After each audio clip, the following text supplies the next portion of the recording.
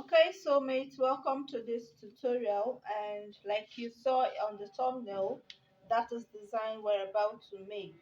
The upper parts should be made in form of a shirt up to the waistline or a little below the waistline, and then the from the waistline below down to the shoulder we have a play by the side there. Okay, so for us to make this, you have to get your fabric. Here I have the length of the fabric I need to 10 inches because I'm using a smaller bodice. Okay, so all whatever you're going to see here, use your own measurements and do it. So for this front part, I kept 1 inch allowance for my overlap or button allowance or plackets, whatever you want to put at the front, because the back does not have an opening. The front does, so that we'll be able to wear the clothes very well and easily. So my 1 inch is off. My measurements will begin as usual.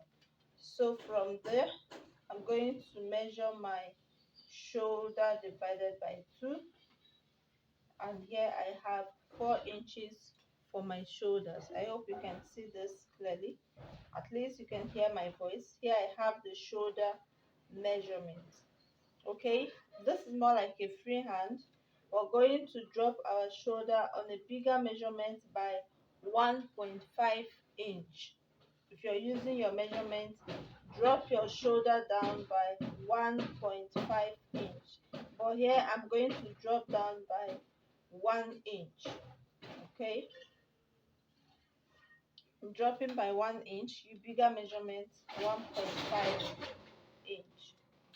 Now the next thing I'm going to do is to take to my bust length. My bust length here, I'm going to be using 5.5, but I will make it 5 because the back is going to be higher than the front. So by the time I overlap it, it will drop down by half an inch. And that's why I need to raise this part up by half inch so that when it falls down, it becomes exactly at the bust point. I hope this is clear to someone. Even if you're making a shirt for a female, that is exactly what you should do. So here I have my bust point, no need for the under bust, and we have our waistline. So at this point, which is my waist line, I'm going to put down my waist divided by 4, and here I have 4 3/4 of an inch. 4 3/4, sorry, not of an inch. 4 3/4, right? Okay, at this point also, which is my waistline, I'm dividing into 4, and I have 4 inches because I'm using the waist of 16 inches, and I've connected the lines together. There's no need for underbust. So here I said bigger measurement drop down by 1.5. Smaller measurement as I'm using, I'm going to be dropping down by 1 inch. But the connection for our armhole, I'm not going to connect it now until I place the back. I place it on the back. So for you to get your armhole length, all you have to do is to get your bust circumference, divide it by 6, add 1.5 to it. Whatever it gives you, you're marking it from this drop down to where it's going to stop. But I'm just making a slant here so that when I place on the back, I will now take the whole measurement at once. The width of my neckline, I said if you're using a bigger measurement, use 2.5 inch for the width of your measurement of your neckline, and then use 3 inches for the depth of your neckline, 2.5 by 3 inches. But in this case, I'm going to be using 2 inches for the width of the neckline, 2 inches. Okay, so don't mind this first line. Here I'm using 2 inches here, and then the depth of the neckline, I'm also using 2 inches. Okay, so this is what I'm going to be using, 2 by 2, because of the measurements I'm working with. bigger measurement 2.5 for the width and 3 inches for the depth of the neckline. So I'm going to cut this the way it is now, and we'll see you. I'm adding 1 inch allowance to my measurement. Okay, sewing allowance, 1 inch sewing allowance. So you can decide not to cut yet until you place the back together, right? But I'm just going to make, I'm not cutting everything together, it's just a little to know where they fall.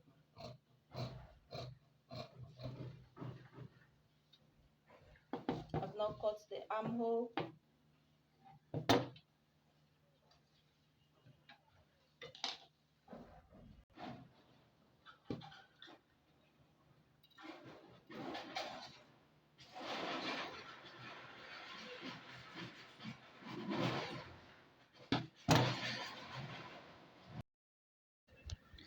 So after cutting off the front neckline, I'm going to measure the height of the back shoulder. Here I'm measuring 1.5, and a bigger measurement you can measure 2 inches or 3 inches, but here I'm using 1.5. So I'm going to follow the slant of the front shoulder to mark the height of the back shoulder line, and you can see the way I'm going to connect the lines together on a straight slanted line. If there is anything like that, I know you understand what I mean. Okay, so I'll be cutting it off,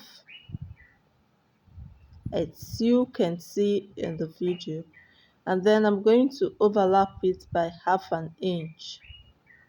You can see the overlap on top of the front pattern by 1/2 inch. Then I'm going to make some marks, marking the shoulder points, marking the neck points, and that. Okay, then I'm going to notch the bending for the back neckline. I'm going to notch the shoulder points, and again I'll still notch the back neck points using the front. So what I'm doing here is to mark 1/2 inch below the front shoulder points. Like I said, the back is going to overlap by 1/2 inch, so that is the 1/2 inch that I just marked out. So following the points that I notched at the back, I came down by 1/2 inch from that notch point, and that is where I'm going to be connecting my neck width or neckline for the back.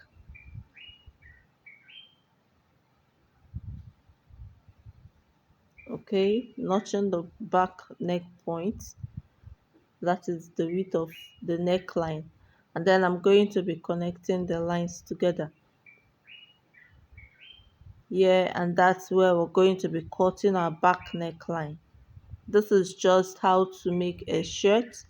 Like I always say, there are different methods to making a particular thing. This is another method that you can use to make your shirt. And of course, we're making a shirt here.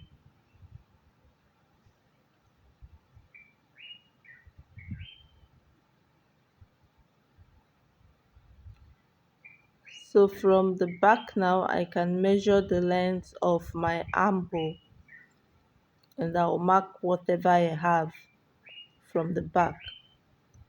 Okay, then because I am just using a piece, I'm connecting the slant for the armhole from the midpoint and connecting it to my bust point because it got to the bust area, the bust line.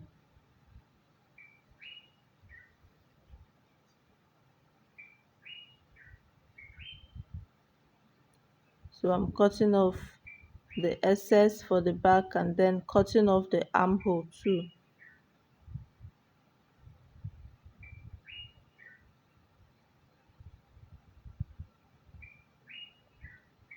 Yeah, this is what we have. Now where I'm going to notch will serve as our shoulder point.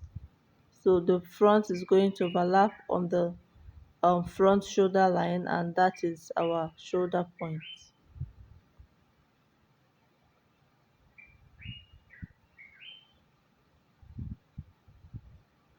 I'm notching the front SS for our button or for our placket or whatever we want to use it for, the 1 inch allowance. And then I'll cut off the SS at the back side. So this is what we have, and then we're going to open it and join the shoulders together. You can see the way it's looking.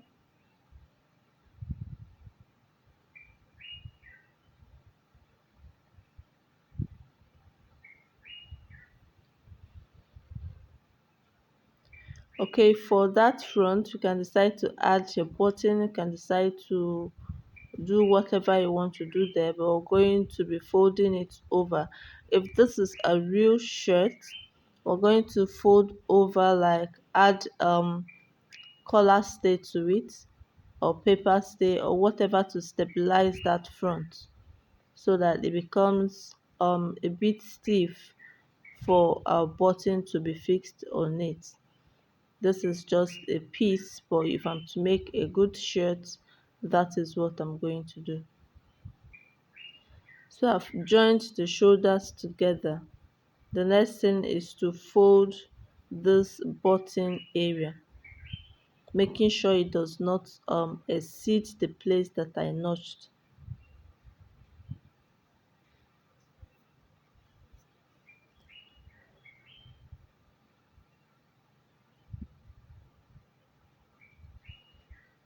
Okay, we're going to sew on it, bend it over and sew on it. Now, the 1 inch is quite small for this, except you're going to be attaching something else to it. If you're to make it together, you should have up to 2 inches or 2.5, so that at the end of folding, you can have up to 1 inch button for your shirt.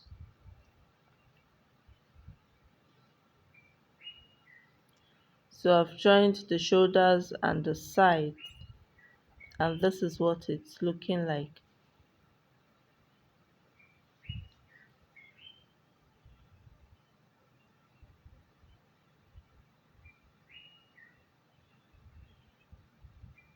So the next thing, we're going to measure our neckline, the roundness of the neckline, so that we can use it to cut our collar.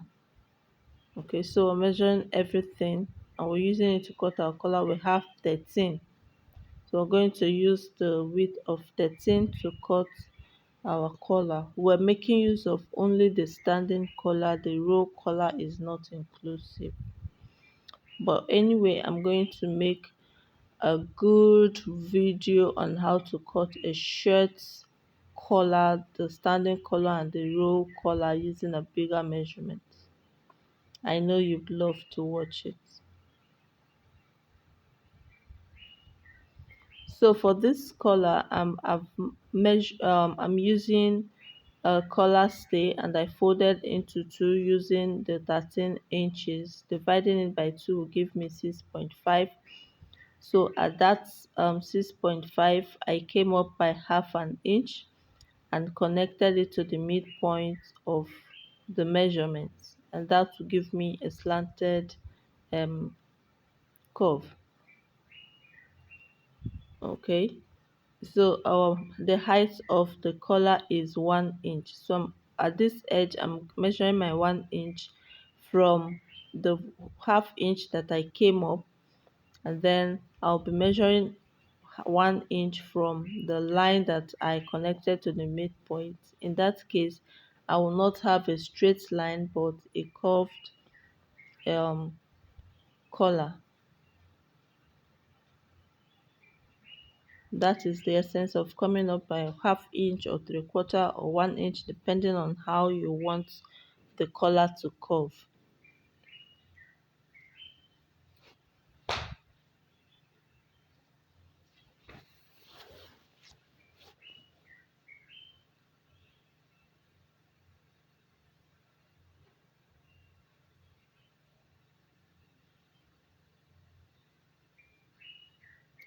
You can decide to leave the edge of the collar in a straight form or in a curved form, depending on your choice.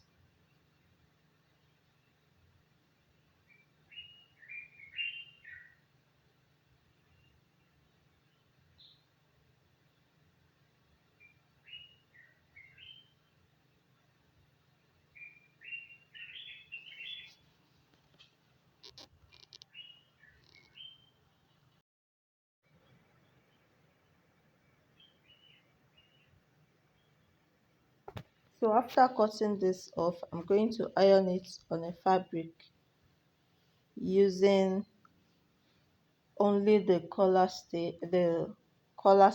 and not the roll collar.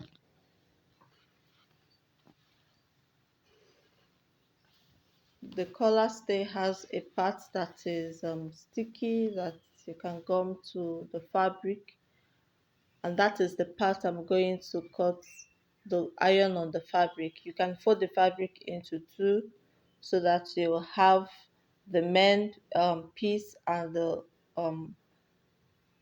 part that serves as the lining.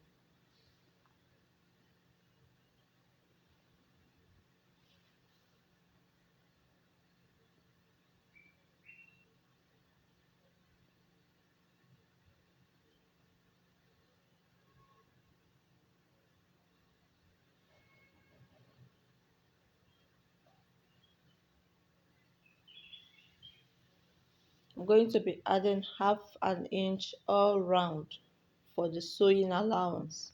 Half an inch all round for the sewing allowance, you can see.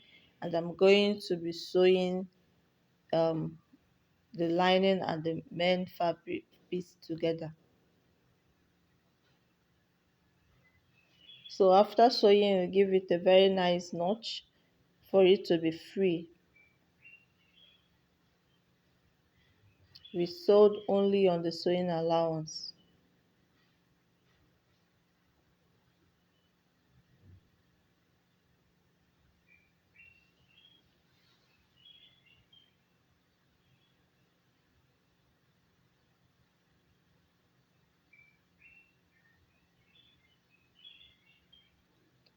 So you give it a very nice pressing and then join it to your neckline,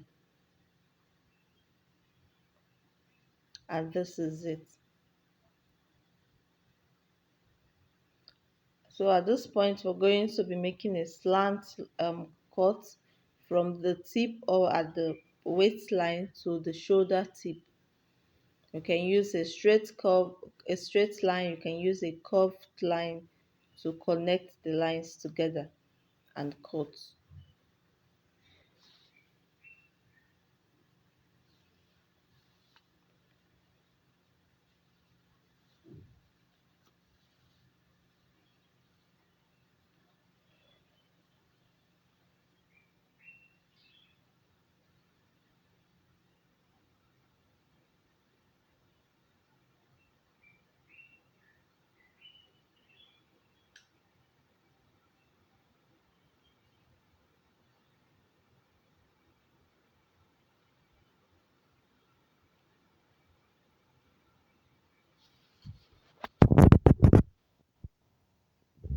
I hope you can see what's happening in the video. We're trying to cut the slant line to give it that shape that we saw on the picture in the thumbnail.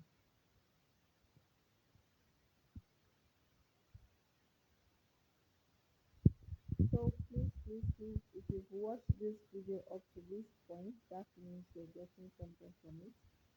Please give it a thumbs up, share it, and subscribe to this channel if you've not. But if you've subscribed, thank you. But keep coming back to watch what we have.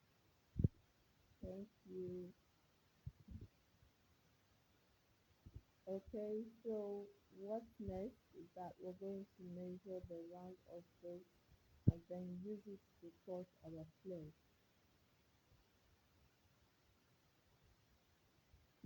Remember that this is on fold, like it's double. So after taking this, what do we have? 13. We're going to be putting 13 into 2, and that will give us 26.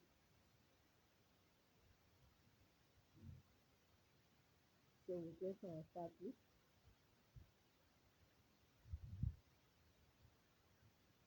That is giving us 26. So we're going to use 26 to divide to get our radius.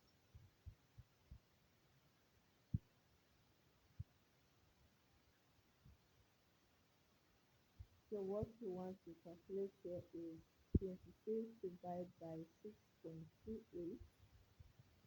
What is it going to give us? And then whatever it is, we minus 0.5 from it. Please, if you've not watched the video on how to cut clay, we did justice to every part of clay that you may be having difficulty. So you do well to watch it.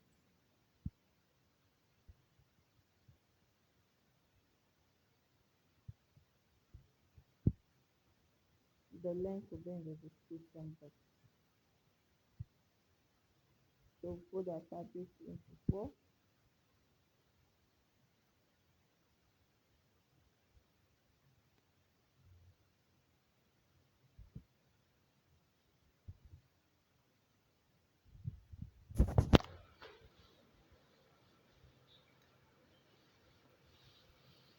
And then we'll mark our radius, which is 4 inches that we're using. We'll mark it right round and then mark the length of the flay that we want.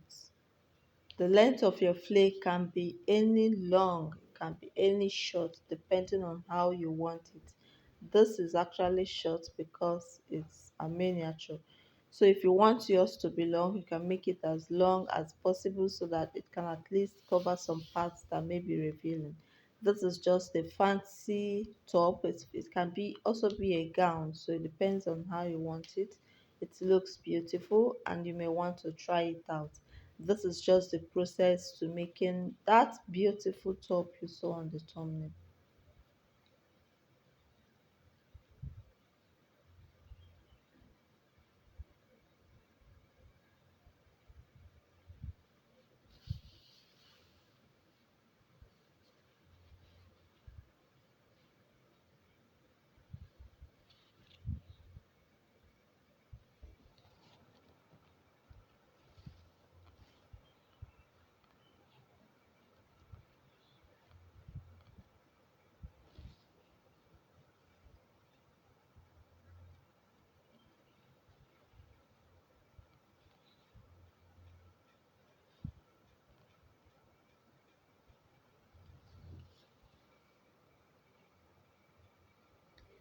So here you can decide not to cut it open and just fix it round like that. Then you're going to have your opening from your neck to where the opening of the shirt stops. Or you can decide to cut the flare open. In that case, you'll be having all the front open and wear it in form of a shirt, a normal shirt. So the choice is yours, whichever one you want to do. All you have to do is to fix it around the shirt area that we cut out, and that is what you have as your fancy beautiful shirt. Okay, so like I said, you can decide to close it up and fix. You can decide to cut it open and have the whole front open. The choice is all yours.